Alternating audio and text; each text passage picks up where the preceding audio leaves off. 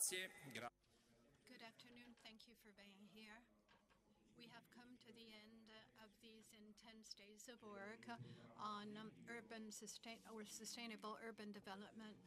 I'm here with you to provide you with a final assessment of this G7 ministerial. First of all, I wish to thank all those who worked to make this ministerial meeting a success, starting, of course, with the Office of the President of the Council of Ministers, who worked in general throughout the year to ensure the successful outcome of this and many other meetings. For me, it was truly an honor to chair this meeting instead of my colleague Raffaele Fitto, who is with the EU,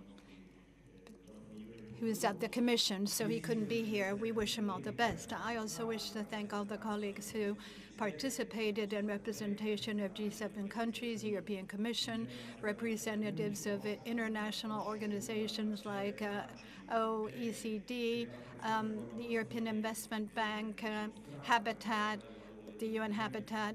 Thank you for the quality of your work, the quality of your contributions, and the experiences that we shared. Our working sessions were very rich and in continuity with previous presidencies. We discussed zero net cities, net zero cities, digital and smart cities, the resilient cities. The Italian presidency went back to these key concepts and elaborated on them to come up with a succinct framework of reference to identify current and future challenges, to define common approaches and working priorities. This led us to prepare a structured and shared communiqué, which we adopted as a final declaration today, following our work, which summarizes the main commitments shared in every area that we discussed. Of course, this is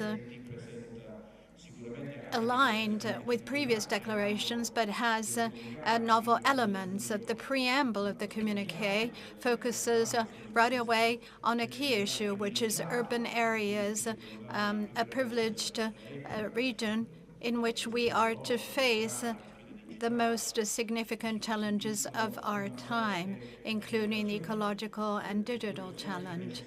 And that is why it will be necessary to go beyond a policy or the approach which sees urban policy as just fragmented policies, but rather an integrated approach, which is the appropriate way to face the challenges posed by the three global transitions.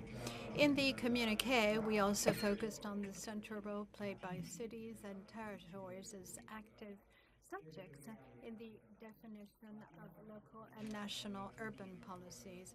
We also stressed the need for a multi-level governance approach in which the different levels of government can work together to define urban strategies and define effective tools.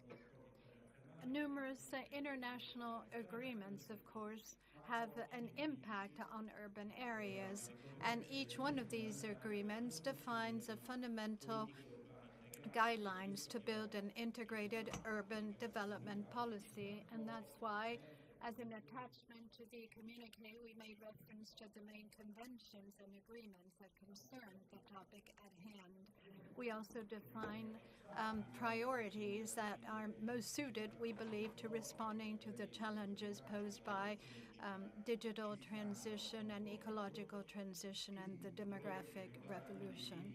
Let me now recall some of the most important issues: sustainable use of resources, energy reconversion and requalification in urban areas, the issue of dwelling and the right to a home, social integration, the planning and management of smart cities, which includes, of course, AI and platforms for data management. That's why we felt that it would be very important to close the declaration with a definition of joint actions which means going beyond statements of principles. We have pointed to the fact that our countries are facing similar challenges but are responding in different ways according to the area that they are characterized by. And all this in an innovative process of sharing of good practices globally. In this perspective, it is absolutely crucial to continue to exchange ideas on common issues, both at the level of city to city and in more specific domains.